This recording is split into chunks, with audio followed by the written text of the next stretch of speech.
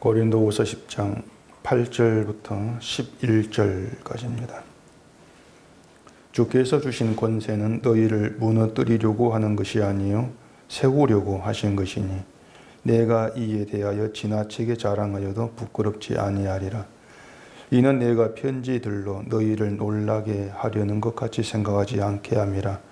그들의 말이 그의 편지들은 무게가 있고 힘이 있으나 그가 몸으로 대할 때는 약하고 그 말도 시원하지 않다 하니 이런 사람은 우리가 떠나 있을 때에 편지들로 말하는 것과 함께 있을 때 행하는 일이 같은 것임을 알지라.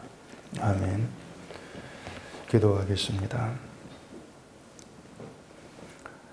하나님, 이 시간도 저희들 말씀 있는 자리에 나오게 됨을 감사합니다. 말씀 앞에서 온전히 말씀에 대한 관심으로만 이 말씀을 듣기를 원합니다. 세상을 향한 우리의 복잡한 여러 생각들 또한 관심들은 잠시 접게 하시고 오직 이 말씀 속에서 하나님께서 무엇을 우리에게 나타내시는가에만 온전히 집중할 수 있는 이 시간 되게 하소서. 예수님 이름으로 기도합니다. 아멘. 사도 바울은 다른 것은 생각지 않고 오로지 복음만 전했던 사람입니다. 그렇게 바울은 복음만 전했을 뿐인데 이 바울을 못마땅하게 생각을 하고 도전하고 또 시비를 거는 그런 사람들이 많았습니다. 그 중에 하나가 이제 바울은 사도로서 부족한 면이 많다, 이런 이유로 시비를 거는 그런 사람들이 있었죠. 그 사도로 부족하다 이렇게 의심하게 된 이유가 10절서 바울이 말한 그 내용입니다. 그들의 말이 그의 편지들은 무게가 있고 힘이 있으나 그가 몸으로 대할 때는 약하고 그 말도 시원하지 않다 하니, 이것이 이제 바울이 사도로서 부족하다 그렇게 보게 되었던 그런 이유들이죠. 몸이 약하고 말도 시원하지 않다는 것인데, 만약에 바울 자신이 이제 그것을 사도로서 부족한 면이다 그렇게 생각을 했다면은 아마 바울도 몸의 건강을 위해서 또 어떤 말을 어떻게 할까 이러한 문제에 대해서 애를 썼을 것으로 생각할 수가 있습니다. 그게 사도로 부족한 것이고 또 복음을 전한 일에 어떤 걸림돌이 있는 조건이 된다면은 그런 문제들 해결을 해야 되겠죠. 근데 바울은 그렇게 어떤 자신의 외적인 그런 모습이나 조건에 대해서는 전혀 고려한 바가 없었습니다. 몸이 약하든 또 말이 시원하지 않든 그것은 사도가 갖춰야 될 조건이 아니었기 때문에 바울은 그런 문제에는 아예 관심을 두지를 않았던 거죠. 복음을 전하는 일에 필요 조건이 전혀 아니라는 것입니다. 그렇게 봤을 때 바울에게 시비를 걸었던 이 사람들은 결국은 바울이 전하는 말, 그 복음에는 관심 두지 아니하고 단지 자기들이 알고 있는 그 기준 또 자기의 상식으로만 사람을 대했다. 우리는 그렇게 이제 얘기할 수가 있는 것이죠. 사도는 이제 이런 사람이어야 된다. 그런 기준들이 또 상식처럼 이제 굳어져 있었다는 것입니다. 이런 문제를 제가 이제 단순히 어떤 그 사람을 막 판단하는 나쁜 행동으로 그런 시각으로 보지 말라고 제가 이제 말씀을 드렸었는데, 이런 그 바울의 어떤 그 부족한 면을 이제 들고 시비를 걸고 이러한 것들을 가지고서 야 저들은 사람을 참 판단하고 평가 나쁜 사람이야 이렇게 보게 되어지면은 그게 성경이 도덕으로 흘러가는 그런 결과를 초래한다고 제가 수없이 말씀을 드렸습니다. 그리고 또 그렇게 자기 기준을 가지고 어떤 사람을 평가하고 판단하는 것은 인간에게는 사실 지워지지 않은 습성이에요. 지울 수가 없습니다.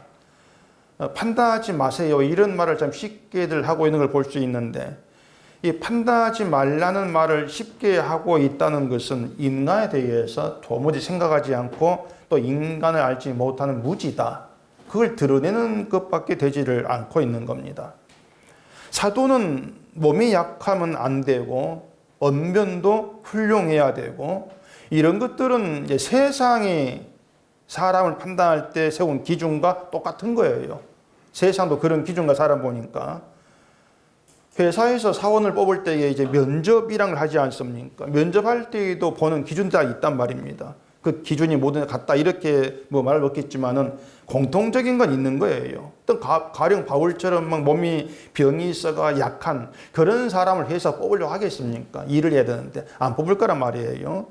그리고 면접할 때에 또 말을 조리 있게 잘 하는 그런 사람이 호감이 있는 것이지 말을 버벅도 잘 못하는 또 조리도 없는 내용도 없는 어떤 그런 사람에 뽑으려고 하지도 않을 거란 얘기입니다. 이처럼 이 세상이 사람을 보는 기준이 거의 그렇게 일맥상통합니다. 어떤 그 줄기에서 벗어나지를 않고 있는 것인데 문제가 뭔가 하면은 교회도 이 세상과 같은 기준을 가지고 사람을 자꾸 판단한다는 겁니다. 그게 문제라고 하는 거죠. 바울은 그걸 문제 삼고 있는 것입니다. 판단치를 말하는 것이 아니고 그 판단하고 있는 그 안에서 결국은 교회가 복음에서 벗어나 있는 잘못된 그런 이제 생각, 그런 사상을 바울은 보고 있는 것이죠. 바울이 사람을 판단하는 기준은 육신적인 것이 아니었죠. 뭐 몸이 강하고 또 말을 이제 잘하고 이러한 것들이 바울의 기준이 아니었던 것입니다. 바울에게 기준은 십자가예요. 처음부터 끝까지 십자가가 기준이었습니다. 십자가를 기준해서 이 사람을 보게 되어지면 모든 사람은 예외 없이 저주받을 죄인으로 통일돼 버립니다. 하나로 묶여져 버립니다. 그 안에는 인간 육신 조건은 다 무의미한 거예요. 모두가 죄인, 묶여져 버리니까. 반면에 세상 기준은 십자가가 아니고 육신의 조건이지 않습니까? 육신의 조건. 결국에 사람들마다 그런 조건 속에서 더 나은 조건을 갖추려고 경쟁하고 싸우는 그런 싸움터가 되어버린 것이 세상입니다. 이런 세상을 지옥이라고 표현할 수가 있는 거예요. 이런 세상을 염두에 두면서 바울은 3절에서 우리가 육신으로 행하나 육신에 따라 싸우지 아니하노니 이런 말을 했던 것입니다. 육신을 따라서 싸우지 않는 것이 바울이 살아가는 다른 법칙의 세상이라는 겁니다. 이게 바울은 이 세상과 다른 법칙과 방식과 기준으로 살고 있는 겁니다. 그것이 복음으로 사는 것임을 바울이 이제 가르치고 있는 것이죠. 교회라는 것도 마찬가지. 교회도 그처럼 다른 법칙과 다른 기준과 다른 사고방식으로 모이는 게 교회란 말이에요. 세상과 똑같은 그런 방식이 나와서는 안 되는단 말입니다. 근데 그걸 교회가 잊고 있는 것이죠. 우리 신자는 육신을 따라 비교하고 육신의 조건을 갖추면서 그것을 가지고 경쟁을 싸우는 게 아무 의미 없다는 걸 분명히 아셔야 돼요. 왜 의미가 없느냐? 말씀드린 것처럼 십자가 때문에 그렇습니다. 십자가를 믿는 믿음의 세계에서 우리의 육신이라고 하는 것은 죄만 드러낸 산물, 그 이상도 그 이하도 아니라고 할 수 있기 때문에 그런 거예요. 우리 자신과 이제 사람을 이처럼 십자가라고 하는 시각과 기준으로 바라본다는 것이 세상과 다른 방식에 있는 것이고 또 다른 기준으로 살아간다. 이러한 의미가 되는 것입니다. 복잡한 게 아니 다른 방식이라는 것이 십자가입니다. 십자가가 기준이 되어 있는 그 삶. 그게 세상과 다르게 사는 증표로 드러나게 되는 것이죠. 신자라고 하는 건 바로 이런 사람이라는 것을 여러분이 분명히 하셔야 되는 겁니다. 근데 지금의 기독교인들은 신자됨에 대해서 늘 다른 생각을 품고 있는 거죠. 자고로 신자 착해야 되고, 양심 바르게 살아야 되고, 또 봉사, 헌신하면서 교회에서 충실해야 되고, 자꾸 다른 기준을 품고 있단 말이에요. 그런 것들 기독교에서 전통적으로 흘려내려오고 있는 신자됨에 대한 뿌리 깊은 어떤 상식 기준인데 그런 전통적인 상식과 어떤 기준, 이러한 것들이 복음과 안 맞으면은 결국은 복음을 불편해한단 말입니다. 그게 복음에 대한 반응이 되는 거죠. 그래서 복음의 이론으로 머물지 않고 복음의 내용이 그대로 품며져 있는 그런 신자라면은 세상 방식 그대로 살아간 사람은 대화가 안 됩니다. 그걸 느낄 수밖에 없는 거죠. 참 말이 안 통한다. 대화가 안 되고 부딪히는 그런 경험을 늘 하게 될 수밖에 없는 거예요. 또 성경 복음을 얘기하게 되어지면은 당신은 하나님 인간을 통해 일하는 걸 모른다. 이런 반응을 자주 받습니다. 당신의 말은 또 신자를 게으르게 빠지게 하고 방종에 빠지게 하고 위험한 내용이기 때문에 복음이라 할 수 없다. 그런 반발도 제가 자주 듣는 그런 이제 내용들입니다. 우리가 그런 반발들을 경험해 가면서 그럼에도 내가 깨닫게 되어진 복음의 내용에 대해서 전혀 흔들림이 없이 정말 철저하게 인간이 부인되어지는 그런 복음에서 내 마음이 벗어나지 않고 여전히 붙들려 있다면은 그건 결국은 우리를 그렇게 끌어간 권세가 있다는 거예요. 권세가 있다는 겁니다. 내가 믿음이 좋아 된 일이 아니라는 겁니다. 권세가 있다. 그 권세를 느낄 수 있어야 되는 거예요. 우리가 살아가면서 권세라고 하는 것을. 오늘 본문에서도 이 바울이 권세 이 말을 하고 있는데 권세가 그런 힘이에요. 힘. 근데 권세를 잘못 이해하게 되어지면은 우리가 알고 있는 상식으로 권세 의미를 받아들이는 오류를 범할 수가 있습니다. 힘을 의미한 권력으로 권세를 이제 받게 되어지는 것이죠. 그러다 보니까 주께서 주신 권세도 힘의 의미로 해석하는 경우가 많이 있습니다. 8절을 보십시다. 주께서 주신 권세는 너희를 무너뜨리려고 하신 것이 아니요 세우려고 하신 것이니 내가 이에 대하여 지나치게 자랑하여도 부끄럽지 아니하리라. 이렇게 이제 바울이 주께서 주신 권세라는 말을 하는데 이게 무슨 말이냐면 바울에게는 주께서 주신 권세가 있고 그것이 이제 사도로 부름받은 것을 의미하는 그런 내용은 아닌 겁니다. 그러니까 자기가 받은 사도직을 주께서 주신 권세로 말하는 것이 아니라는 거예요. 만약에 사도직이 권세라면은 지금 우리는 주께서 주신 권세가 없는 자다 이 뜻이 됩니다. 우리 사도가 아니니까. 그렇게 되면은 너희를 무너뜨리려고 하는 것이 아니요 세우려고 하신 것이다. 이 말과도 무관한 뜻이 되어버리죠. 주가 주신 권세가 없다면 그 권세로 우리를 세우는 일도 없지 않을 것 아니겠습니까? 따라서 바울이 말하는 권세는 모든 신자에게 있는 권세예요. 사도만이 아니고 모든 신자에게 있는 권세다. 지금의 우리도 주께서 주신 권세를 받은 자라는 겁니다. 그게 신자라는 거예요. 이렇게 말하면 또 어떤 성경 지식을 가지고 답을 또 찾으려고 할 수가 있습니다. 요한계시록 보면은 그리스도와 더불어 1000년 동안 왕노릇한다 이런 말이 있는데 하나님 나라에서 왕노릇하는 그것을 신자가 받은 권세 이렇게 이해하기도 하는 겁니다.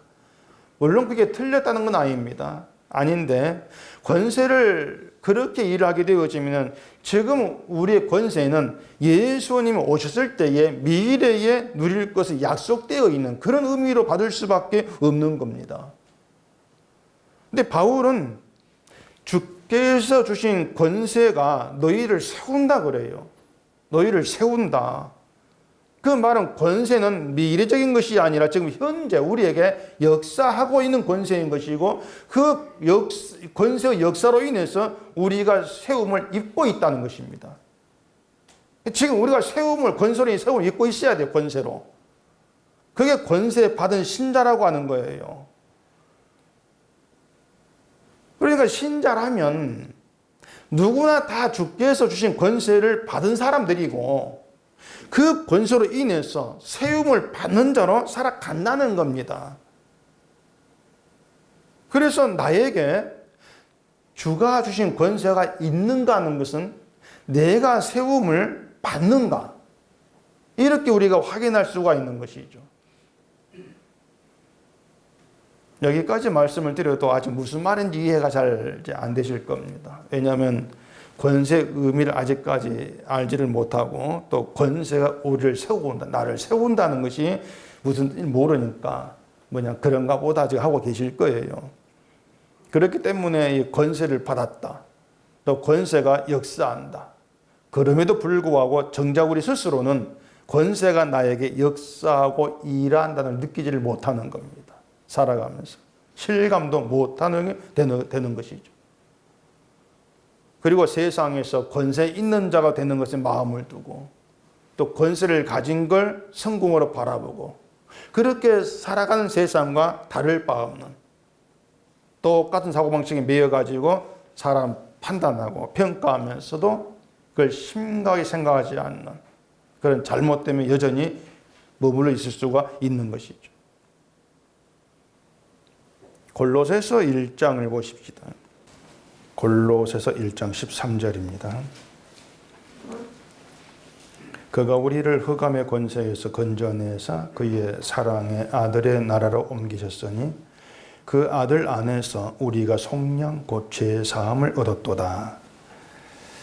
자, 바울이 말한 이 내용을 여러분이 그대로 해석을 해가지고 신자가 어떤 사람인가 한번 생각해 보세요. 그가 우리를 흑암의 권세에서 건져내사, 이렇게 말하죠. 그러니까 신자라고 하는 거, 우리는 하나님에 의해서 흑암의 권세에서 건짐 받았다는 겁니다. 흑암의 권세에서. 그래 다음 어떻게 합니까? 그의 사랑의 아들의 나라로 옮기셨으니, 이것도 현재적인 것이에요. 하나님이 우리를 흑암의 권세에서 건져내어서 사랑하시는 아들의 나라로 옮겼다는 겁니다. 되어진 일이에요. 그게 신자라는 것이에요. 그리고 아들의 나라에서 어떻게 됩니까? 속량 죄 사함을 얻었다. 되어진 일입니다. 이제 이게 신자는 우리에게 되어진 현재고 현실입니다. 따라서 신자는 아들 안에서 죄 사함을 얻은 현실을 지금 살고 있는 겁니다. 그 현재를 살고 있는 겁니다. 자, 이러한 내용들이 우리에게 단지 어떤 이론으로만 머물게 되어지면은 우리는 다른 내용은 다 잘라버리고 아들 안에서 죄 사함 얻었다, 이것만 생각할 가능성이 참 많습니다. 난 죄 사함 받았어. 예수를 믿는 믿음에서의 내 구원을 중요하게 생각하기 때문에 구원의 의미가 되는 죄 사함 받았다, 여기에 밑줄을 치고 있는 겁니다. 거기에만. 성경을 보는 게 늘 이런 식이기 때문에 이 복음이 머리에만 자꾸 담겨지고 현실을 되지를 못하는 겁니다. 흑암의 권세가 뭔가 하면은요, 쉽게 말해서 세상이 살아간 방식입니다. 세상 정신이 흑암의 권세예요. 세상이 사는 방식은 육신으로 사는 삶의 모든 가치를 두는 거죠. 내 삶에 필요한 거, 거기에 가치를 두는 것입니다. 그리고 그것으로 삶을 평가하는 조건이 삼아버린 것이죠. 그리고 그 조건을 기준으로 해서 사람을 비교하고 평가하고 판단하는 것이 세상 방식 정신입니다. 이게 흑암의 권세예요. 다시 말해서 이 세상이 그런 방식으로 살아간다는 것이 흑암의 권세에 붙들려 있다, 이런 증거란 말입니다. 그러면 우리를 흑암의 권세에서 건져내었다는 것은 방금 말씀드린 것처럼 세상 방식의 삶에서 빠져나왔다는 뜻을 우리가 이해를 해야 되는데, 이게 우리를 좀 난감하게 만든다는 거죠. 왜 그런가 하면은 지금 우리의 삶의 방식이 세상과 전혀 다르지가 않습니다. 그렇지 않습니까? 세상 사고방식 정신 그대로 우리가 살고 있는 겁니다. 우리도 그렇잖아요. 육신으로 사는 삶, 필요한 걸 얻기 위해 힘을 쓰고 일을 살아갑니다. 그걸 우리는 가치 있게 여기지 않습니까? 내 생활에 필요한 걸 쌓는 그 재미도 있는 것이고요. 그래 돈을 모으는 재미도 있고 또 좀 더 좋은 집으로 이사한 재미도 있고 그게 우리 삶이에요. 그런 재미를 누리는 것을 이상하게 생각할 필요는 없는 겁니다. 육신을 가졌기 때문에 그런 재미를 쫓는 건 당연한 거예요. 문제가 뭔가 하면은 육신으로 사는 삶에 필요한 것일 뿐인데 그것들이 그냥 육신에 필요한 것일 뿐인데 거기에 절대적인 가치를 두고 인생의 성공 여부를 판단하는 조건으로 삼아버린다는 얘기입니다. 그게 문제가 되는 거예요. 이런 사고방식, 흑암의 권세 이렇게 얘기를 하고 있는 것이죠. 근데 심각한 것이 흑암의 권세가 교회에 그대로 작용을 한다는 겁니다. 교회에. 그런데도 불구하고 교회라고 이름하면서 흑암의 권세가 우리에게 작용한다. 그 사실 눈치를 채지를 못하고 있는 거죠. 이렇게 말씀을 드릴 수밖에 없는 이유가 뭔가 하면은 이 세상 방식과 기준에 의한 비교와 평가가 교회에 지금 그대로 존재하고 드러나고 있기 때문에 그런 거예요. 교회가 아무렇지 않게 말하는 가장 유치한 말이 있습니다. 제가 생각할 유치한 말입니다. 하나님 잘 믿으면 복 받고 잘 산다는 거. 정말 유치한 말이거든요. 크리스마스에 어린아이들에게 어른이 하는 말이 있죠. 울지 않는 착한 어린이가 되어야 산타가 선물 준다. 지금은 그런 말 안 하겠지만은 예전에 그런 말 많이 했습니다. 울면 안 돼. 그런 캐롤도 있지 않습니까? 울면 안 돼. 울면 안 돼. 우는 아이에겐 뭘 안 준다고? 선물을 안 주신대요. 산타 할아버지가. 그 캐롤 있잖아요. 그 캐롤을 아이가 만든 게 아니고 어른이 만들었어요. 그 캐롤을. 그러니까 어른 시각에 볼 때에, 어른 기준에 볼 때에 우는 아이가 밉다는 겁니다. 우는 게 싫은 거예요. 어른이 볼 때에. 그런데 아이를 생각하면은 아이들은 우는 게 자연스러운 것이거든요. 아이들은 자기 감정을 참거나 누리지를 못합니다. 자기 의사를 불편한 걸 울음으로 표현을 하는 것이죠. 근데 그걸 두고 울지 않는 게 착한 아이다. 이런 어른 기준을 가지고 울면 안 돼. 억누르면서 울지 않으면은 선물을 받는다. 유치한 말을 쏟아내는 것이 아이들에게. 요즘 아이들은 산타를 믿지를 않는다고 합니다. 근데 기독교인들은 아직까지도 산타 같은 하나님을 믿고 있는 거죠. 얼마나 바보 같으면. 울지 않으면 선물을 받는다. 그것처럼 힘들어도 인내하고 불평하지 않으면서 신앙생활을 잘하면 하나님께서 그걸 다 아시고 복을 주실 것이야. 그렇게 존재하지도 않은 하나님을 믿고 있는 거예요. 그래서 소위 잘된 사람들은 신앙이 좋고 잘되지 못하면 신앙에 문제가 있고 지금도 그런 기준으로 판단되고 비교되고 그러고 있지 않습니까? 교회가. 이러한 것들이 흑암의 권세가 정말 생생하게 교회에서도 작용하고 있다. 그렇게 말할 수밖에 없는 이유가 되는 거예요. 그 이유가 한두 가지겠습니까? 교회에 차고 넘치는 게 흑암의 권세예요. 교회 예배당이나 교인 수로 교회를 비교하는 것도 마찬가지고 그게 세상 사고방식 그대로이거든요. 자본주의 체제. 눈에 보이는 걸 가지고 육신 조건의 모습을 가지고 심리를 평가하는 것도 다 흑암의 권세란 말입니다. 그런데도 그것을 흑암의 권세라고 분별하지를 못하고 있는 것은 결국 복음에 대해 늘 외면을 하고 있고 흑암의 권세, 다는 것에 가치를 두고 있고 그런 무지의 결과라고 할 수밖에 없는 거죠. 교회가 얼마나 눈이 멀었으면은 그렇게 흑암의 권세로 드러나는 것들을 하나님 은혜로 간주하고 믿음으로 간주 이렇게 모습을 보이겠냐고 하는 것입니다. 자, 그러면 우리가 흑암의 권세에서 건진받아서 아들의 나라로 옮겨졌다고 했습니다. 아들의 나라라면은 아들이신 예수님의 권세로 다스려지는 나라다 그 뜻이에요. 아들의 나라가 흑암의 권세가 아니고 예수님의 권세로 다스림한 나라입니다. 그러면은 아들의 나라를 옮겼으면은 흑암의 권세로 다스리는 모습은 나타나지 않아야 되고 예수님의 권세 아래 다스림받는 그런 모습으로 나와야 되지 않겠습니까? 그게 맞는 거죠. 그럼 그게 뭐냐는 거예요.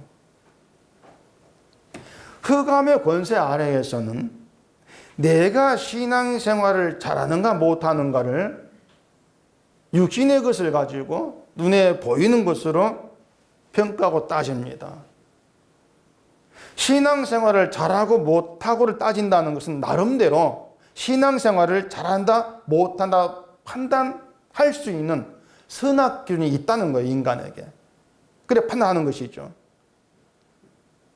그래서 교회에도 잘 출석하고 뭐 기도나 헌금 생활 잘하는 것으로 보일 때에 신앙이 좋아 인정받는 그런 모든 것이 흑암의 권세로 다스려지는 모습이란 말입니다. 그런데 예수님의 권세에서는 신앙생활을 잘하고 못하고 이런 기준이 없어요. 이 아들의 나라에는. 그러니까 이렇게 하면 목사답고 이렇게 하면 목사답지 못하다 이런 기준이 아예 없는 게 아들의 나라예요. 왜냐하면 아들의 나라에 들어가는 모든 사람은 세상에서 선한 자로 인정받았던 악하게 인정받았던 상관없이 예수님의 은혜 아래 있다 그 말입니다. 죄인으로 몸으로 은혜 아래에 머물게 되어지는 거예요. 그래서 아들의 나라에서는 죄 사함 받는 신자만 존재하고 죄 사함으로 인해 감사하고 찬송하는 기뻐하는 그런 사람만 있게 되는 게 아들의 나라예요.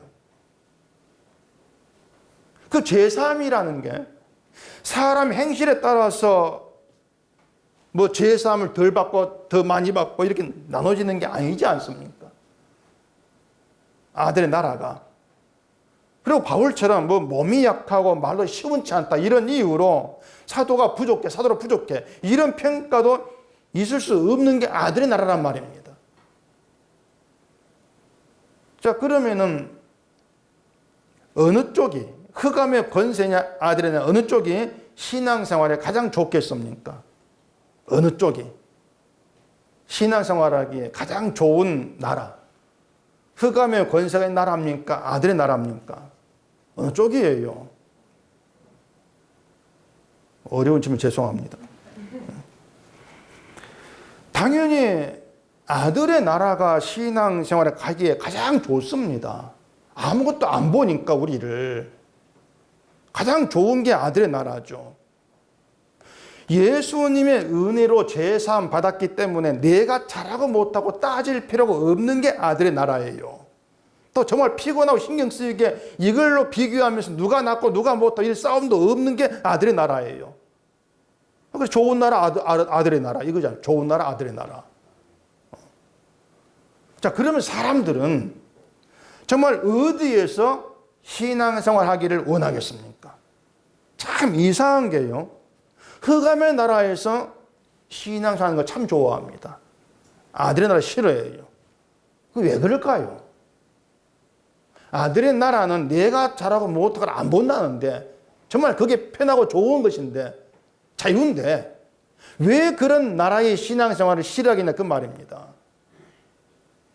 이유는 하나입니다.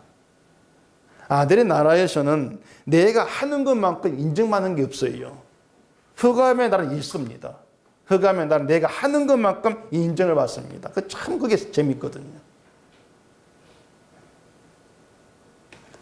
아들의 나라에서는 내가 아무리 힘을 쓰고 열심을 하고 이것저것 많이 하는 게 있다 할지라도 그걸로 인정받는 것이 아니고 예수님이 흘린 피의 은혜만 바라보고 은혜로만 감사하면서 항상 네 공로가 사라지는 경험하는 게 아들의 나라입니다. 늘 내가 한 일, 내 공로는 무너지는 거예요. 그걸 경험해 그 아들의 나라예요. 근데 그게 싫다는 거죠. 그게 싫은 거예요. 이유는 그거예요. 결국에 내가 인정받고 싶다는 거, 내가 하는 것만큼 대접받고 싶다는 그 자기 사랑, 그 자기 사랑 때문에 흑암의 나라 그 방식의 신앙생활이 좋은 겁니다.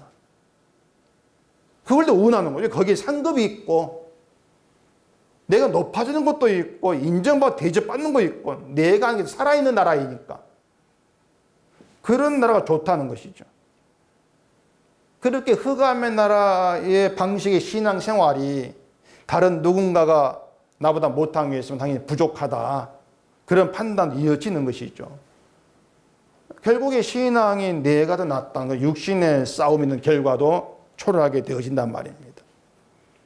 이 교회에서 이런 방식의 육신 싸움이 사라지지 않는 이유가 내가 하는 것만큼 내가 가치는 존재가 되고 싶다, 돼야 되겠다. 이 생각에서 벗어나지 못하기 때문에 그렇단 말입니다. 이런 게 뭐냐면 인간을 죄의 존재로 보지를 아니한다는 거예요. 그래서 아들의 나라에서 죄 사함 받은 신자로 살아간다는 그 증거는요, 모든 인간을 죄 있는 대로 보게 되어지면서 우리가 뭘 하든 그것을 내 공로로 높이지를 않는다는 거죠. 그게 아들의 나라에 있는 거예요. 모든 인간은 내까지 포함해서 죄의 존재로 본다. 인간을 그렇게 보지 아니하면 여러 가지 문제가 결국 나올 수밖에 없는 겁니다. 흑암의 권세 시각으로. 이번 총회에서 저를 재판국장이라는 자리에 앉혀놨습니다. 총회에 재판국이라는 부서가 이제 있거든요. 사유로 치면은 법원 역할이라는 그런 부서입니다. 죄를 범하고 고소가 된 그런 이제 사람을 재판해서 징벌을 내리고 뭐 그런 일을 한 부서인데, 총회 재판국은 대부분 저런 3심에 해당되는 그런 재판국이에요. 교회 당회가 1심입니다. 교인 재판하고, 다음에 이제 노회가 2심이에요. 목사나 또 1심제 불복한 사람 항소해가지고 노회 가서 재판을 또 하고, 또 노회 판결이 불복하면 이제 상소해가지고 다시 또 총회로 가 재판을 하고, 총회 3심제입니다. 근데 이제 총회가 어떤 고소 고발 사건이 없으면은 재판국 부서만 조직되어 있고 할 일이 없죠. 근데 저는 지금 재판국장 개점 휴업 상태입니다. 고소된 사건이 없습니다. 우리 헌법에 이제 권징 조례가 있습니다. 뭐냐면 재판과 관련된 내용이 있는데, 재판을 이제 어떻게 진행해야 될 것인가, 그런 게 이제 교회 법으로 만들어진 게 있어요. 그래서 재판국이 휴업 상태를 할지라도 재판국장이니까 재판에 대한 그 헌법을 읽어보자 해가지고 제가 한번 꼼꼼히 읽어봤는데, 그걸 읽다가 놀라운 내용을 하나 발견했습니다. 그 권징조례에 목사를 고소할 만한 제목이 항목이 있습니다. 99조인가 같은 기억이 안 나는데, 목사를 고소할 만한 제목, 잘 들고 내세요. 고소장 좋은 제목이니까. 그 항목이 있는데, 그 제목이 9가지예요, 몽땅. 많기도 해요. 9가지. 목사에게 그 9가지 해당 제목이 있으면 고소하라는 겁니다. 거기에 7번째에 뭐라고 되어 있냐면은 10계명에 해당 죄를 짓는 것, 이렇게 되어 있습니다. 10계명을 범하면은 죄를 그 목사를 고소하라는 거예요. 이렇게 우리 헌법 명시가 되어 있으니까 여러분 저를 얼마든지 고소할 수 있습니다. 저를 고소하면 됩니다. 그 말은 제가 10계명에 해당되는 죄를 짓는 자란 뜻입니다. 문제는 제가 재판국장이니까 저한테 고소를 해야 돼요. 저는 안 받았겠죠. 농담이고. 제가 그동안 이 권징조례라고 하는 그 부분을 몇 번 읽어봤습니다. 읽어봤는데 그 10계명 이걸 보지 못해 넘어갔어요. 이번 꼼꼼히 보면서 보게 된 것인데, 그 목사를 고소할 제목으로 10계명을 넣었다고 하는 것은 결국 10계명을 문자 그대로 해석한 뜻이 된단 말입니다. 또 부처나 다른 신의 형상 앞에 절하지 않으면은 우상숭배하지 않는 거, 또 실제 사람을 죽이지 않으면은 살인하지 않는 거, 또 그렇게 해석을 해버리니까 10계명에 대한 떳떳한 마음이 생기겠죠. 생기면서 이걸 범하면은 무시무시한 죄를 짓는 거, 그렇게 보기 때문에 고소 제목으로 넣는 거예요. 이런 것 하나가 뭐냐면 인간을 도무지 제의 존재로 보지 않는 것이고 계명을 지키면서 하나님 견신하고 선을 행할 수 있는 그런 존재로 본다는 겁니다. 그렇기 때문에 결국에 늘 무엇을 행하고 어떻게 살아가는가 이런 문제를 가지고 사람을 평가하고 사람 보는 시선이 달라져 버린다는 거예요. 그런데 이런 모든 것이 주께서 주신 권세를 받은 바가 없다는 것을 스스로 보여주는 것이 된다는 겁니다. 자, 주께서 주신 권세가 있다는 것은 주께서 주신 권세를 받은 자가 천국에 들어간다 이 뜻인단 말입니다. 그러면은 주께서 주신 권세를 받았다면 그 권세로 나타나지는 것이 있지 않겠냐는 겁니다. 권세로 나타나지는 것이 무언가를 알면 우리가 주님께 받은 권세가 있는 신자로 살아가는가 이걸 확인할 수가 있다는 거예요. 그게 뭔가를 한번 보십시다. 마가복음 11장을 보겠습니다. 마가복음 11장 27절입니다. 그들이 다시 예루살렘에 들어가니라 예수께서 성전에서 거니실 때에 대제사장들과 서기관들과 장로들이 나와 이르되 무슨 권위로 이런 일을 하느냐 누가 이런 일 할 권위를 주었느냐 예수께서 이르시되 나도 한 말을 너희에게 물으리니 대답하라 그리하면 나도 무슨 권위로 이런 일을 하는지 이르리라 요한의 세례가 하늘로부터냐 사람으로부터냐 내게 대답하라. 이 내용이 뭔가 하면 예수님이 성전에서 그 매매한 사람들을 쫓아내신 것을 두고 그 제사장과 서기관 장로들이 당신 무슨 권위로 이런 일을 하느냐 추궁한 것에 대한 예수님 답이란 말입니다. 사람들이 볼 때 예수님은 그 성전서 어떤 매매한 그런 사람 쫓아낼 권한이 없었던 거예요. 제사장도 아니고 예수님이 성전 관리자도 아니었단 말입니다. 그저 뭐 아무 내놓을 것이 없는 시골 사람이고 목수 아들 뭐 이렇게만 생각했기 때문에 당신 무슨 권위로 그런 일을 했어 추궁하는 것이죠. 아마 예수님을 막 곤란하게 몰아세울 작정으로 하는 말이었을 겁니다. 자, 그럼 예수님이 내가 하나님의 아들이야. 난 그 아들의 권위로 그런 일을 했어. 그러면 될 것 같은데 세례 요한의 세례를 언급하고 있는 거예요. 요한의 세례. 요한의 세례가 하늘로부터냐 사람으로부터냐 이걸 답하면 나 답하겠다는 거죠. 우린 이런 내용을 보면서 예수님이 복잡하게 말씀하신다는 느낌이 좀 드는 경우가 있습니다. 왜냐하면 제가 말씀드린 것처럼 예수님이 하나님의 아들이고 메시아로 오셨으니까 하나님의 아들과 메시아 권세를 한 일이야. 이렇게 답을 하면 되지 않겠냐는 생각이 있는 겁니다. 그런데 그것이 흑암의 권세에 붙들린 세상의 사고 방식이라는 거예요. 난 메시아야. 난 권세가 있어. 그 권세를 이런 일 했어. 그러면 되지 않겠습니까? 이게 세상 사고방식이라는 것이죠. 왜냐하면 예수님이 하나님의 아들이어서 권세가 있어. 이렇게 해석을 하게 되어지면 하나님의 아들이라는 신분이 힘이 되는 그런 결과가 되어버린다는 얘기예요. 난 이런 신분이야. 결국 신분을 가지고 억누르는 그런 의미가 된다는 것이죠. 세상도 오면은 어떤 신분인가에 따라 권세가 달라지지 않습니까? 난 대통령이 권세가 있다. 같은 거예요. 예수님의 권세는 그렇게 해석될 문제가 아닌 거란 말입니다. 예수님이 물었습니다. 요한의 세례가 하늘로부터냐 사람으로부터냐? 당연히 하늘로부터로 생각할 거란 말이에요. 우리는.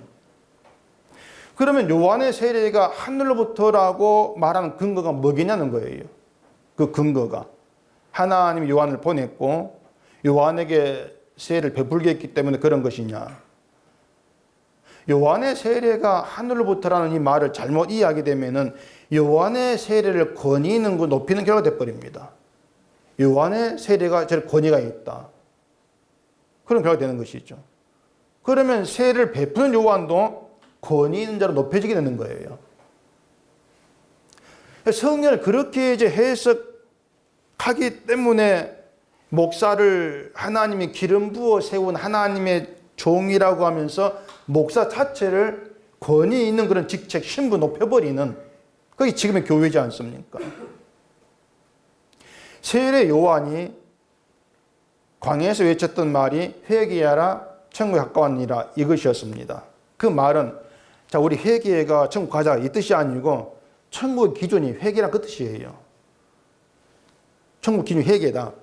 회개하지 않으면 너희는 천국에 못 들어가.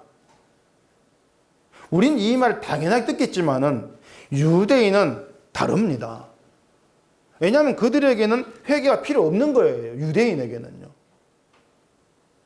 회개가 필요 없다는 것은 자신들을 죄와 상관이 없는 자로 본다는 겁니다. 그 근거는 율법이죠. 우리는 율법 잘 지키고 있다는 겁니다.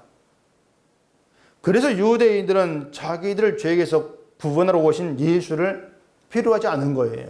죄인이 아니니까.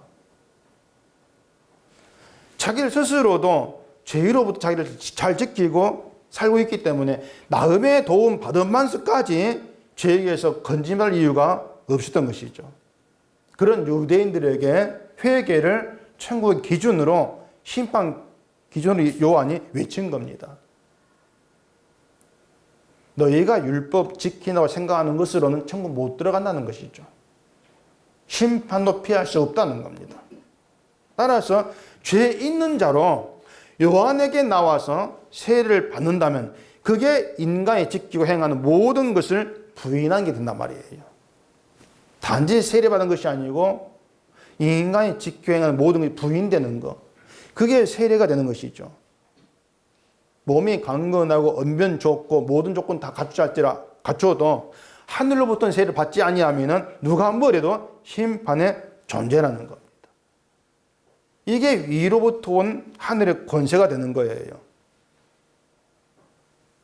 그러면 우리는 그 하늘 권세 앞에서 자랑할 가치 있는 것이 아무것도 없는 권세 없는 자로 서게 될 뿐이라는 것입니다. 그 마가복음 1장 또 한번 보십시다.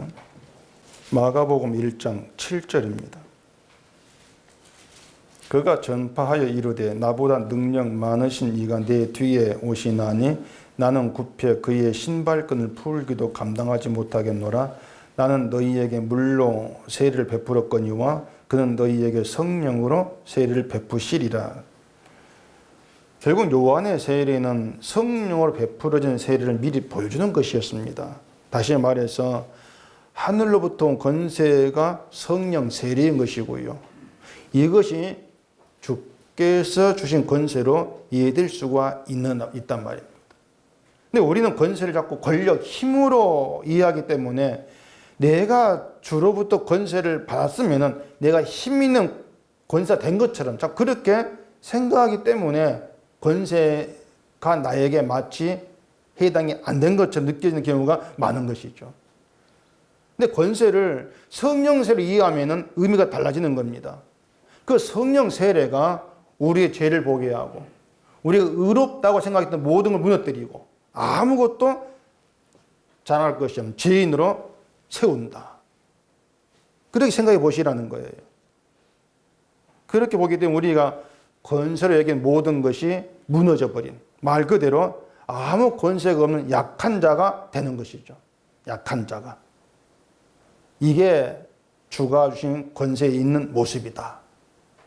그렇게 말할 수가 있는 거예요. 간단하게 말하면 권세 없는 것이 권세 있는 겁니다. 역설적인 의미가 되는 것이죠. 권세 없는 게 권세 있는 자예요. 그게 신자예요. 이런 의미에서 권세는 우리를 권세 없는 자로 무너뜨리고 우리가 권세를 여겼던 모든 것을 무너뜨리고 다시 권세 있는 자로 세운다. 이렇게 얘기할 수가 있는 것이죠. 죄인으로 세우시는 거예요, 우리를. 그 자리에서 주님의 은혜로 살아가는 걸 보게 하시는 것이죠. 그게 권세입니다. 복음이 우리를 죄인으로 드러내는 것도 우리를 무너뜨리기 위한 것이 아니고 예수 그리스도 안에서 의로운 자로 세우고자 하기 위함이라는 것입니다. 그래서 우리에게 필요한 것은 예수를 믿는 것밖에 없습니다. 당연한 말로 들리겠지만요. 예수를 믿는 게 필요하다는 것은 우리가 예수를 도무지 믿으려고 하지를 아니한 자라 그 뜻입니다. 도무지 믿으려고 하지를 않는다는 겁니다. 단지 우리가 예수를 믿고 있다고 착각하고 있을 뿐이지 우리가 사는 걸 보면 안 믿어요. 믿지를 않습니다. 때문에 우리는 예수를 믿는 게 필요하다. 좀 이 말을 진지하게 여러분 받아들이지 않습니다. 난 믿고 있는데 그러지 마시고 진지하게 받아들이시고 자기를 믿음 없는 자로 바라본다면 우리가 어떤 무슨 가치 있는 일을 해서 구원이 이루어진 것이 아니고 주가 주신 권세로 인해서 죄를 깨닫게 되어지고 주를 바라보면서 주로 말미암아 죄삼 얻은 구원이다. 그 구원으로 감사할 거라는 겁니다. 신자는 그걸로 충분한 거예요. 이런 신앙생활에 신앙생활 이렇게 해라 저렇게 해라 이건 아무 의미가 없는 겁니다. 그러니까 여러분들은 하고 싶은 것을 하고 싶은 것만큼 하시면 살아가시면 됩니다. 그러면서 주의 은혜로 산다는 믿음 가운데 있으면 되는 거예요. 하고 싶은 대로 하고 싶은 것만큼 하세요. 단지 그것을 내 공로로 내 신의 가치로 삼고자 하는 것이 자꾸 무너지는 경험하셔야 됩니다. 그게 주의 권세니까.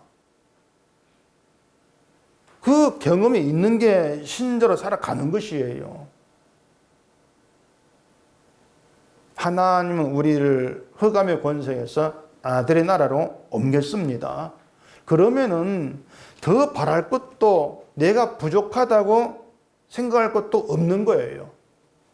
아들의 나라로 옮겼는데 아들이 우리의 충만이지 않습니까? 죄 사함이 우리의 은혜의 전부란 말이에요. 그 아들의 나라에서 우리가 힘으로 여겼던 가치 있는 것들은 아무 쓸모가 없는 무너진다. 그래서 권세 없는 자가 되어지는 거. 그렇게 권세 없는 것이 권세 있는 거. 왜냐하면 성령의 세력에 내가 순종되어지는 것이기 때문에 권세 있는 자의 모습이죠.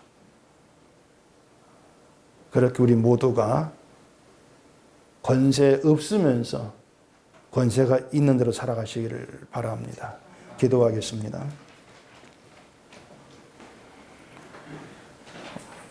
우리가 세상을 살아가면서 늘 세상의 힘으로 여기는 것에 마음이 끌리고 있습니다. 그것들이 나를 좀 더 가치 있는 존재로 만들어 준다고 여기기 때문입니다.